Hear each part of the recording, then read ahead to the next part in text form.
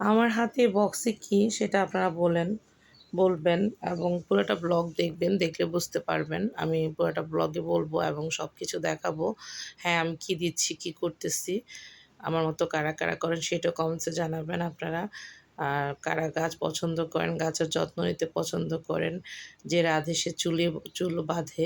সব কাজই করতে হয়, সব কিছুর মাঝখানেই এভাবে দিন কেটে যায়। এই তো। আর এই যে আমার এই গাছগুলি, এখন এই গাছগুলি মোটামুটি ১২ মাসি গাছ, ফলের গাছ। একটা হচ্ছে আমড়া গাছ, আর একটা হচ্ছে লেবু গাছ। তো যারা আমার পেজটা ফলো করেন এবং যারা দেখেন তারা হয়তো আমার পেজের মধ্যে দেখবেন যে আমার ভিডিও আছে অনেক কিছু। আর এটা হচ্ছে যে মাধবীলতা গাছটা অনেক বড়। আমি এভাবে দিচ্ছি, এটা কিভাবে কি করতেছি আমি সবটা বলবো। আর পুরোটা ব্লগ দেখবেন আপনারা। শুরু থেকে যারা ভিডিও দেখতেছেন সবাইকে অসংখ্য ধন্যবাদ। হ্যালো এভরিওয়ান, আসসালামু আলাইকুম। সবাই কেমন আছেন, ভালো আছেন কিনা সেটাও কমেন্টসে জানাবেন। আমরা বাসার মধ্যে যে তরমুজের খোসা, লাউয়ের ছোলা, আলুর ছোলা, যত ভেজিটেবল তরকারিগুলো, তারপর ফ্রুটসের জাতীয় যে ছোলাগুলি, এগুলো আমরা সবাই কী করি, ফেলে দিই। এগুলো না ফেলে দিয়ে এগুলো আমরা কি করতে পারি, গাছের মধ্যে, টবের মধ্যে এই যে সব কিছু দিয়ে এভাবে রাখতে পারি। দিলে তখন গাছটা মানে গাছের মধ্যে যে রসটা পায় খুব ভালো হয়। এই টবের মধ্যে সব কিছু এভাবে ছিলাগুলি সব দিয়ে তারপর এভাবে, আর প্রচণ্ড রোদে যে উম এক ৪৩ ডিগ্রি সেলসিয়াসের যে তাপমাত্রা ছিল, একদম রোদের মধ্যে কিন্তু দেখেন এই সবগুলি খোসা একদম শুকিয়ে একদম শুকনো হয়ে গিয়েছে। এখন আমি এগুলাকে চাপা দিয়ে সুন্দর করে যে মাটিটা একদম ঝরঝরা করে নিয়েছি, সে মাটিটা দিয়ে এখন আমি এটা চাপা দিয়ে দিব। কারণ আমাদের তো বেশি জায়গা নেই, সেজন্য এই টপের মধ্যে গাছটা কিন্তু ১২ মাসই মাশাআল্লাহ দেয়। ছোট, ছোট ফল আসে, তেমন বড় হয় না। বড় গাছের মতো তো আর হবে না। যারা বারান্দায় যারা ছোট, ছোট টবের মধ্যে গাছ করেন বা এভাবে করতে পারেন বা এভাবে যত্ন নিতে পারেন, এই পদ্ধতি অবলম্বন করতে পারেন। এই তরকারিগুলো কিন্তু সব শুকিয়ে গিয়েছে। এখন আমি এটাকে মাটি চাপা দিয়ে দিব। এই যে, কারণ তরকারির থেকে কিন্তু একটা রস বের হয়ে গাছের অনেক উপকার হয়। আর এ ভালো কথা, আপনারা যারা ঘরে বাসায় ধরেন চাল ধোয়ার পানি, ডাল ধোয়ার পানি, পানির পরিবর্তে যদি এটা জমিয়ে রাখেন বালতিতে সেটাও দিতে পারেন। সেটাও কিন্তু কাজ হয়। জৈব সার তো দিবেনই। কারণ ছোট টবের মধ্যে যদি একটু সার বা না পায় তাহলে কিন্তু ফল আসে না। আমার এই গাছটা কিন্তু ১২ মাসই, আমড়া গাছটাও ১২ মাসই, আর লেবু গাছটাও ১২ মাসই। এখন এই যে এভাবে করে আমি কিন্তু মাটি চাপা দিচ্ছি কেন? মাটির মধ্যেই তো সব কিছু একদম মিশে যাবে সেজন্য।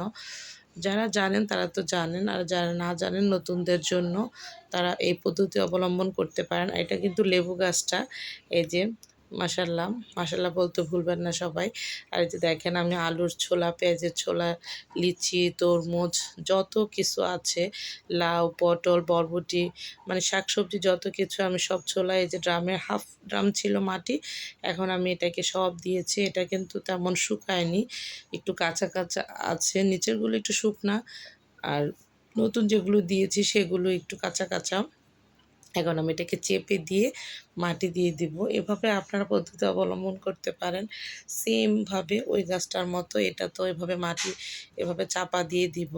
কারণ একটা ড্রামের মধ্যে এভাবে আপনারা পচাতে পারেন, তখন এটা কিন্তু সারের মতো অনেক কাজ করে। আর এই যে আমি দেখেন পুরাটা ড্রামের মধ্যে এভাবে মাটিগুলা দিয়ে সব কিছু এভাবে চাপিয়ে দিব।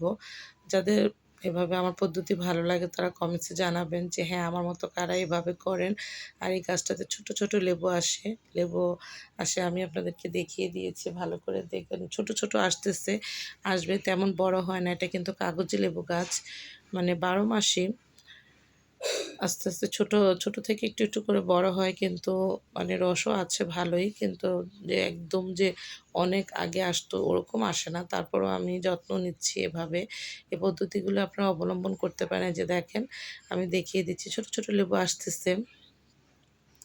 আমার মতো যাদের বারান্দা গাছ আছে বা ছাদে আছে বা এভাবে এই পদ্ধতি আপনারা অবলম্বন করতে পারেন। যারা জানেন তারা তো জানেন, আর যারা একদম নতুন জানেন না তাদেরকে বলছি তারাও করতে পারেন এভাবে।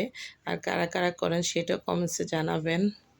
এই যে দেখেন আমি এটা এখন চাপা দিয়ে দিব, তখন একদম মাটির মধ্যে চাপা খেয়ে একদম সব কিছু মিশে যাবে।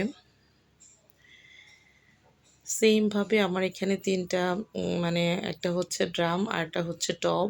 সেই মাঠে এটা ড্রাম লেবু গাছটা তো ড্রামের মধ্যে, আর ওটা তো হচ্ছে টবের মধ্যে আমড়া গাছটা, বড় টবটা আরকি, যে বড় যে টবটা সেই টবটার মধ্যে আমড়া গাছটা। আমড়া গাছটা কিন্তু ১২ মাসই একবার আসার পর আবার ফল দেয় এভাবে। এভাবে করে সেমভাবে আপনারা সব টবে, গাছে, ড্রামে এভাবে অবলম্বন করতে পারেন এই পদ্ধতিগুলা। কারণ ছোলা-টোলা যে তরকারি ভেজিটেবলের ছোলা না ফেলে গাছের জন্য কিন্তু রাখতে পারেন। আর আমি এখানে এই যে ওই যে প্রথমেতে দেখিয়ে দিয়েছিলাম যে আমি ডিমের খোসা শুকিয়ে দিয়েছি এভাবে। এই তো সবাই ভালো থাকবেন। আল্লাহ হাফেজ।